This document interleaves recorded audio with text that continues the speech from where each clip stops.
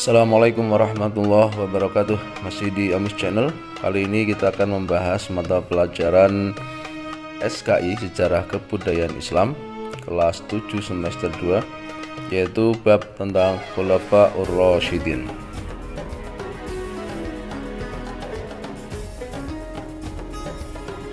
Latar belakang munculnya Khulafaur Rasyidin. Pengertian Khulafaur Rasyidin. Khulafaur Rasyidin menurut istilah adalah pemimpin umat Islam pengganti Nabi Muhammad SAW yang telah mendapat petunjuk dari Allah SWT untuk meneruskan perjuangan Nabi Muhammad SAW. Secara bahasa, Khulafaur Rasyidin berasal dari bahasa Arab, yaitu Al-Khulafa Ar-Rasyidun. Khalifah artinya pengganti, sedang Ar-Rasyidin artinya mereka yang dapat petunjuk. Jadi Khulafaur Rasyidin menurut bahasa adalah orang yang ditunjuk sebagai pengganti, pemimpin atau penguasa yang selalu mendapat petunjuk dari Allah SWT. Latar belakang munculnya Khulafaur Rasyidin. Rasulullah SAW wafat pada hari Senin 12 Rabiul Awal tahun 11 Hijriah atau tanggal 8 Juni 632 Masehi. Saat itu beliau berumur 63 tahun. Selama 13 hari beliau sakit, yaitu mulai tanggal 29 Safar 11 Hijriah. Pada hari itu Rasulullah SAW menghadiri prosesi pemakaman salah satu sahabat di pemakaman Baqi. Sepulang dari pemakaman Baqi, Rasulullah SAW jatuh sakit. Suhu tubuhnya panas melebihi ukuran manusia normal. Kondisi kesehatan Rasulullah SAW semakin hari semakin lemah. 4 hari jelang wafatnya, beliau sudah tidak mampu lagi untuk menjadi imam sholat 5 waktu, sehingga Abu Bakar As-Siddiq ditunjuk untuk menggantikannya. Perselisihan kaum Muhajirin dan Ansor muncul sesaat setelah Rasulullah SAW wafat. Situasi di kalangan kaum muslimin sempat kacau. Hal ini disebabkan Rasulullah SAW tidak menunjuk calon pengganti pemimpin umat Islam nanti. Secara pasti, kaum Muhajirin dan Ansor adalah dua kelompok yang merasa paling berhak menggantikan kepemimpinan umat Islam pada wafatnya Rasulullah SAW. Penamaan Khulafaur Rasyidin berdasar pada hadis Nabi yang mengatakan bahwa Islam akan terpecah menjadi 73 golongan, semuanya di neraka kecuali satu, yaitu yang mengikuti sunnahku dan para sahabatku. Jadi yang mengikuti sunnah Rasulullah dan para sahabat yang mendapatkan petunjuk. Dan jika mereka beriman seperti keimanan kalian, sungguh mereka telah mendapat petunjuk. Quran Surat Al-Baqarah 137. Biografi Khulafaur Rasyidin. 1. Abu Bakar As-Siddiq. Nama Abu Bakar As-Siddiq sebenarnya adalah Abdullah bin Utsman bin Amr bin Ka'ab bin Sa'ad bin Taim bin Murrah bin Ka'ab bin Lu'ay bin Ghalib bin Fir al-Quraisy al-Taimi. Bertemu nasab dengan Rasulullah pada kakeknya Murrah bin Ka'ab bin Lu'ay. Abu Bakar As-Siddiq menjadi khalifah kurang lebih selama 2 tahun, yaitu dari 11 sampai 13 Hijriah atau 632 sampai 634 Masehi. Ia diangkat sebagai khalifah melalui proses kompetisi yang sangat ketat antara dirinya dengan Sa'ad bin Ubadah. Dinamika politik saat itu memuncak. Persaingan antara dua kandidat sangat tajam sehingga perselisihan antara dua pihak Muhajirin dan Ansor nyaris terjadi perpecahan di antara kaum muslimin. Peristiwa ini dapat diatasi oleh Umar bin Khattab dengan berbagai argumentasi yang dapat diterima oleh kedua belah pihak. Meskipun masa kepemimpinan Abu Bakar As-Siddiq relatif singkat, namun sangat terlihat keberhasilan setiap kebijakannya. Di antaranya, pengiriman pasukan di bawah pimpinan Usamah ke Romawi, memberantas pembangkang zakat, kemudian perang Riddah, dan pengumpulan Al-Quran. Perluasan wilayah ke Irak, Syria, Hirab, memerangi nabi palsu, kekuasaan bersifat sentralistik, legislatif, eksekutif, dan yudikatif juga hukum dipegang langsung oleh khalifah. Beliau wafat di usia 63 pada hari Senin 3 Agustus 634 Masehi setelah lebih kurang selama 15 hari terbaring di tempat tidur karena sakit dan mewasiatkan agar Umar menggantikan sepeninggalnya. Yang kedua, Umar bin Khattab.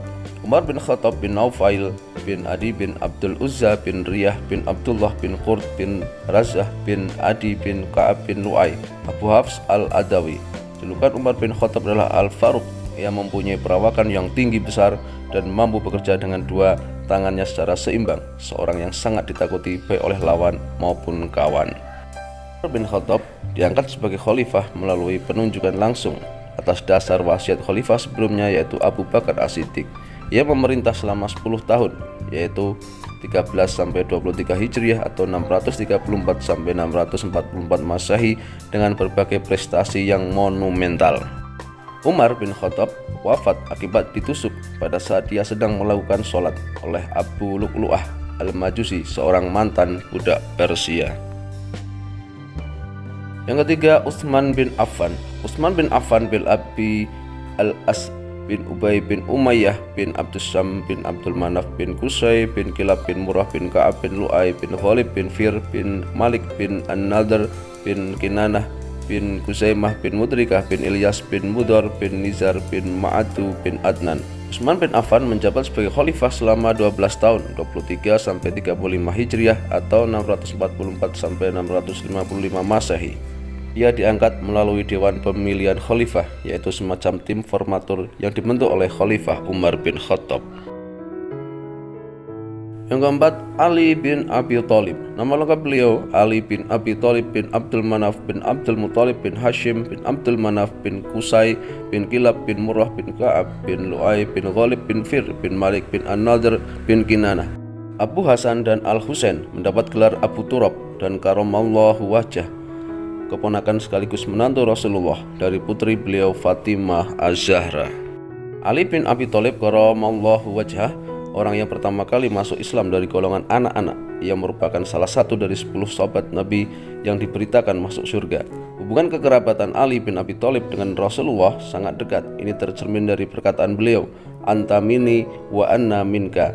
Engkau bagian dariku dan aku bagian darimu. Seandainya Islam itu saya, maka pintunya adalah Ali bin Abi Thalib. Ali bin Abi Thalib menjabat sebagai khalifah kurang lebih selama 5 tahun, dari 35 sampai 40 Hijriah atau 655 sampai 660 Masehi. Ia diangkat sebagai khalifah dengan mengalami berbagai intrik politik yang luar biasa. Ali bin Abi Thalib meninggal karena dibunuh oleh Ibnu Muljam atau nama lengkapnya Abdurrahman bin Muljam saat melaksanakan sholat. Prestasi Khulafaur Rasyidin. 1. Pada masa Abu Bakar, antara lain perbaikan sosial masyarakat, perluasan dan pengembangan wilayah Islam, dan pengumpulan ayat-ayat Al-Quran.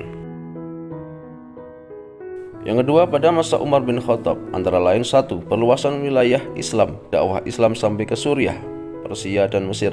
2. Membagi wilayah Islam menjadi 8 provinsi, serta menunjuk seorang gubernur untuk memerintah pada wilayah provinsi tersebut. Seorang gubernur bertanggung jawab atas maju mundurnya Islam. 3.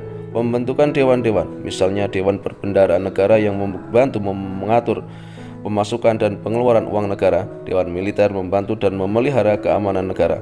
4. Pembentukan urusan kehakiman. Tiap-tiap gubernur didampingi oleh seorang hakim yang mempunyai otonomi penuh. 5. Penetapan tahun Hijriah, yaitu dimulai dari hijrah Rasulullah dari Mekah ke Madinah, yaitu tahun 622 Masehi. 6. Pembangunan masjid. Masjid yang dibangun yaitu Masjid Al-Haram, Masjid An-Nabawi, Masjid Al-Aqsa di Yerusalem, dan Masjid Amru di Mesir.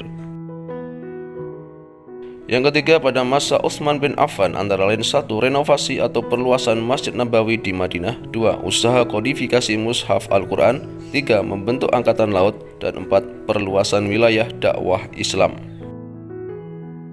Yang keempat, pada masa Ali bin Abi Thalib, antara lain 1. Mengganti pejabat yang tidak cakap. 2. Membenahi keuangan negara, Baitul Mal. 3. Memajukan ilmu nahwu. Dan 4. Membangun kota Kufah.